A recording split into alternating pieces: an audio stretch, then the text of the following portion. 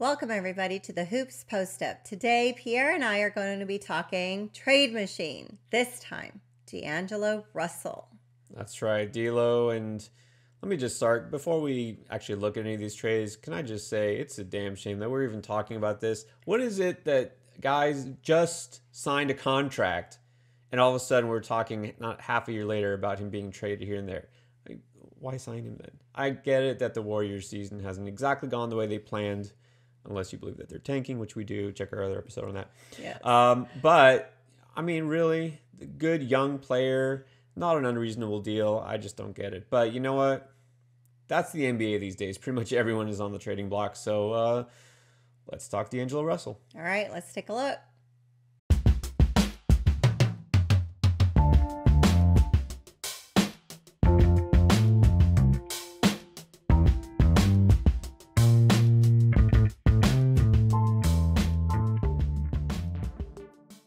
All right, so first up, we're going to take a look at the very first trade machine option and scenario. Let's take a look. And of course, that there's always certain teams that are linked or rumored to be in the market for a player. And of course, half the time it doesn't even pan out. As we saw recently with Atlanta supposedly pursuing Andre Drummond. We already talked about that. And of course, now Atlanta's off because they made a different deal. But there's a certain team which might surprise you that's in the market apparently for AngeloRussell, and that's Minnesota. So we're going to look at a couple of those proposed deals. All right, so in this deal, the Warriors would get Gorgie Jang and Robert Covington. Big shot, Bob. I'm sorry, little shot, Rob. Don't, seriously. Okay, keep going. Oh my God.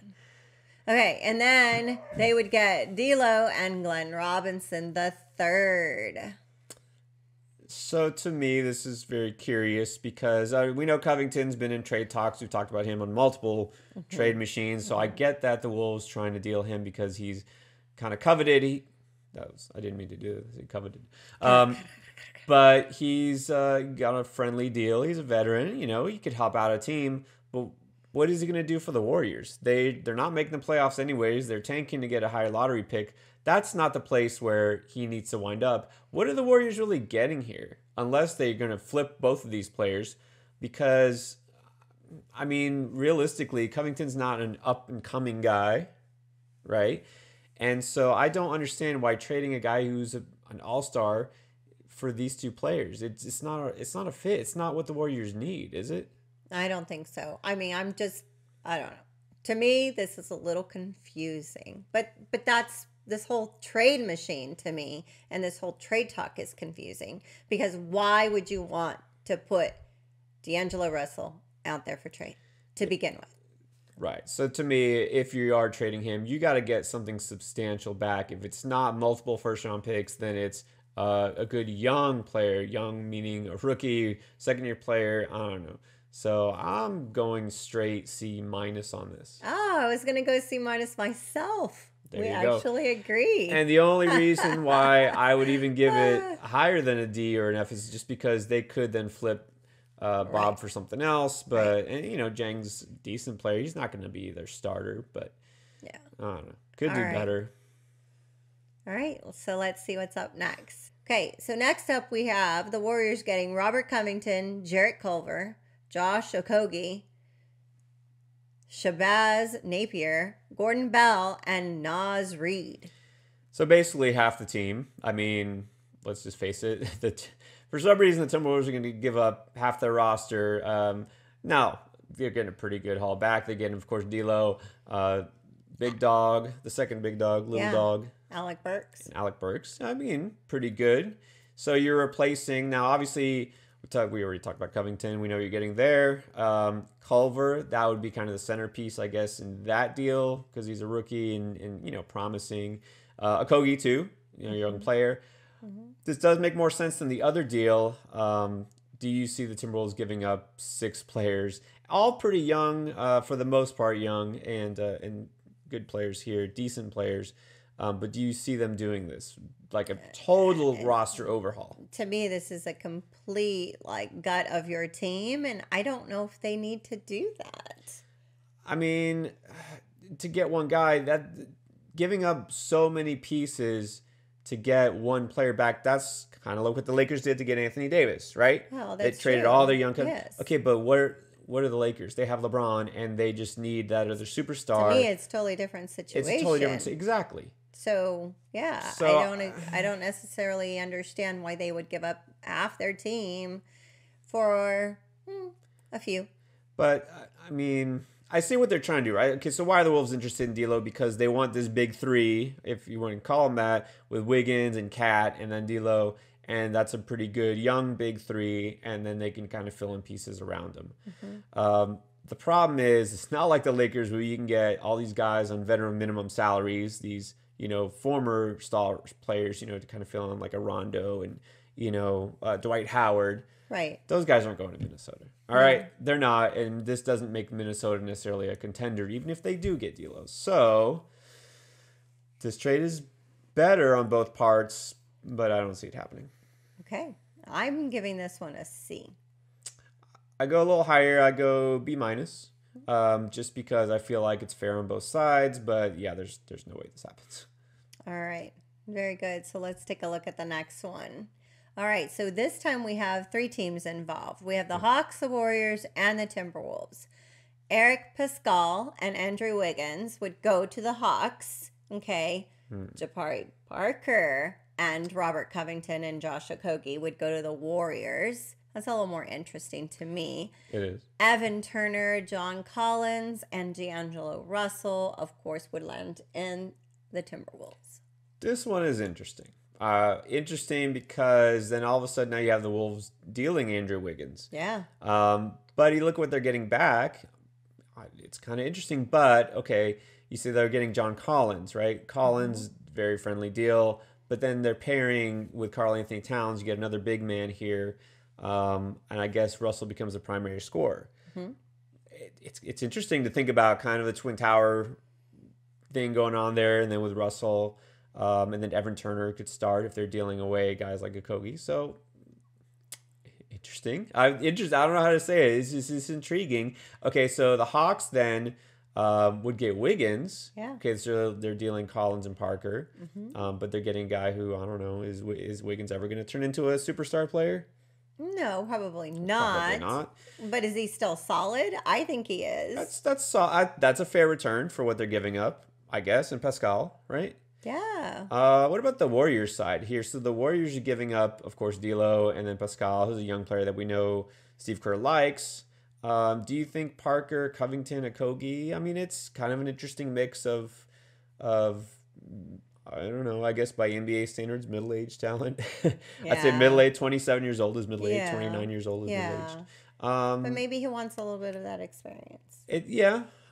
I mean, I know. I guess, like, what are you getting here? You're getting more balance on your roster. Which is why this AngeloRussell trade doesn't make sense, right? I mean, It usually, doesn't. When you reflect on it and you think about it, no. But taking a look at this deal, I don't think it's too bad. I would give this a B. It would make sense if you think about the fact, okay, usually the teams are trying to get that one star player instead of filling in parts. But they already have their stars. But they already have a star player. They have already Curry. have their stars. They're They just have waiting Clay. for them to get healed. So then it gives them more balance. Then you Yeah, could I think they have a deeper bench. Yeah, Covington at the 3, Parker at the Yes. 4, whoever at center, I guess Looney, Yeah, and then that's Okogie why at I the think bench. this makes sense. It's not bad. I don't love it, but I guess if you're a Wolves fan, you should love it. But I'd go with a B. Excellent. Very good. We're starting to compromise and agree. Interesting. That's weird. Okay. All right. So next we have the Warriors and the Bulls. Warriors, Zach LaVine and Wendell Carter. The Bulls would get D'Lo. This is too simple. Let's go to the 4-team, 5-team trades. All right. That makes it more interesting. But we talked about the Wolves first. Those are the deals that could happen, right? So now let's go to a different team. What if Chicago goes after Russell? How would that impact their team? How would that change? Well, you're trading for LaVine. Now it's different because LaVine obviously more of a score first guy, not as a traditional point guard. And then they're giving up also Wendell Carter, who right now is hurt, but still pretty solid. Just a solid big man. Would this help then the Warriors? Because they're not getting Russell anymore, not having that point guard who could kind of conflict with Curry. Do you think LaVine, like if you had Curry, Levine, and Clay. Clay could play the 3. To me, Would that work out better? To me, this is more beneficial for the Warriors than it is the Bulls. And the Warriors would be shaving off quite a bit of salary.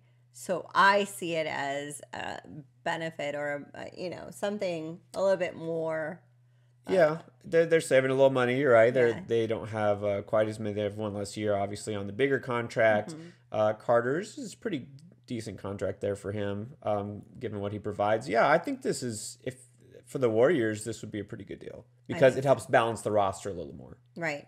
That's what I see here. And it's almost fair. Again, to me, I guess I'm more of a Russell fan. I would rather have Russell than Levine Carter combo, but it might just make more sense for the Warriors. For the Warriors, yeah. So I agree. In general, what do you think? For me, it's a B-. I'd probably go a little higher. I go probably more of a B+. Just because, again, I think for both teams, this would be pretty fair value. Excellent. Very good. All right, so now we have 3 teams. Wow, the Lakers are in the mix. Had to be somewhere in here, right? Okay, so we have a 3-team trade this time. So we're looking at the Warriors, the Lakers, and the Timberwolves. Wow, Kyle Kuzma, Gorgie Jang, and Jarrett Culver will be going to the Warriors. I can see that Kyle Kuzma being with Steph. I could see that. Third Splash Brother. Yeah, I could totally see that. I call them Flash Brothers. But anyway. All right. Glenn Robinson the third and Robert Covington going to the Lakers. And then Timberwolves would get D'Lo and Avery Bradley. We've talked about I bet Avery. when y'all saw the Lakers up there, you thought, oh, yeah, sure, Russell's going back to the Lakers. No, Yeah, not going to happen. I don't see that happening.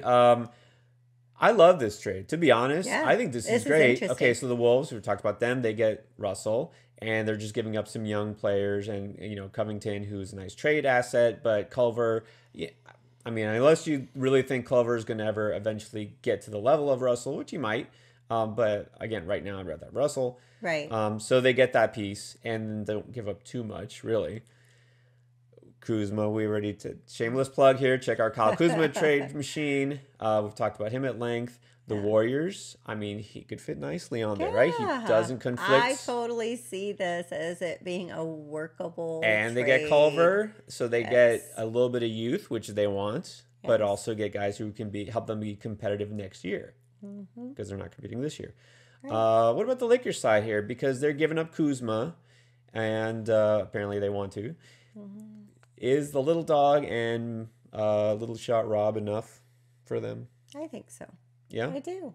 Because those guys could slot in. Covington could slot in and be that extra I think shooter. so for sure. Robinson can come off the bench. Is that enough for Kuzma? Yeah? I think so for sure. Yeah. All right. I don't think this helps the Lakers quite as much. I think really they should probably get a little bit more for Kuzma. But if they think Covington's like the piece that they need, hey, go for it. Because realistically, no one's going to touch the ball between LeBron and AD when the playoffs come anyways, right? No, it's always going to them. Okay, so the Warriors, I think this is great. If you're going to give up Russell, you get enough back. For the Wolves, I think this is great. For the Lakers, it's okay. You probably would want a little bit more, but in general, I really want to see this deal happen. So I'm going A-. I give this a B+. Yes, let's do this. Why not? Let's shake things up. Excellent. All right, so now we have the Warriors, the Timberwolves, and Orlando Magic. So Warriors are going to get Gorgie Jang, Robert Covington, round 2, and round 1 picks. Finally, some draft picks in there. Yeah. All right, so the Warriors, they probably want some draft picks at this point, so there you go. All right, so then the Timberwolves are going to get DeAngelo-Russell, Evan Fournier, and Al-Farouq Aminu. Okay. And Magic would get Eric Pascal and Andrew Wiggins. This one interesting too there. So the Wolves, they're getting a pretty good package there. Not just D'Lo, but also Fournier, nice young player, and Amino, good, role player. Yeah. The Magic would get Wiggins in exchange for Fournier. So I think that's pretty fair. And Amino and Pascal. So this helps the Magic. Now here's the Warriors getting, again, those players, but mainly it's the draft picks. I like the picks for them because that gives them some flexibility, and who knows what they can do with that. That's exactly the perfect That's word always to use. leverage. Flexibility. Because this Yeah. doesn't give them a really big asset like a good young player. Right. No offense to those guys who are going there, but again, I Right. mean a young, like, first, second year. It doesn't give them anything that's necessarily win now, but that's not what they need anyway. So the flexibility, they could then flip Covington, Yeah. they could flip the pick, or they could take the pick. So, I mean, if they're wanting to trade D'Lo anyways, that's what they're looking for, I would imagine. I don't see this as being a bad deal. And then I'm looking at the Wolves and the Magic. It looks pretty good to me. Pretty balanced, right? And then the finances seem to work. Timberwolves taking on, of course, a lot more salary and ditching their Yes. draft picks. So it almost puts them more in win now mode, like win now, not this year, but next couple of years. That's the only thing. Is that team in that kind of place? This is basically they're saying, look, But I think we're that's stacking what our they're starting. wanting. Exactly. I think that's what they're wanting. Well, if they're With chasing this trade, Russell without trading Wiggins or Anthony Towns, which they're not going to trade Towns, this has them trading Wiggins. So that's the only thing. Is Fournier enough to kind of compensate for the loss of Wiggins? So, anyways, what do you think? I don't know. For me, I like this deal. I'm going A- with this deal. I don't like this one quite as much as the last one, but it's fairly good. I think it's balanced, so I'll go B plus. Oh, No, B okay. plus. B All plus. right. Okay. All right, everyone. So that's what we have for this week's trade machine with AngeloRussell. That's right. I think it's a shame again that they would even trade him. I would really love to see the Heat in one of these trades. That's not going to happen. Of course, we don't have the money for it, but one can always wish. Yes. But anyways, we'll see if it happens. It would be interesting to see if he does go somewhere where he'd wind up. I don't know that the Wolves are the best match, but look at all those possibilities. It could definitely happen. And this is the time we always ask, what do you think? Tell us what your thoughts are about this trade proposals. And maybe you have something different. Maybe you see AngeloRussell going to your team. Who's your fave? Different team that could enter the mix? There's always a mystery team that jumps up and we don't expect. So you never know. But who do you think it is? And, which of these deals do you like the best, if any? All right. Thank you, everyone, for watching this episode of Hoops Post Up. We will be back with you for the next one. And don't forget to subscribe and hit that notification bell. We appreciate all our subscribers. To everyone out there, thank you for watching. And peace and love, everyone. Peace and love. Yeah. Shabazz, former Napier. Heat. Okay. You. Yay. No. Oh.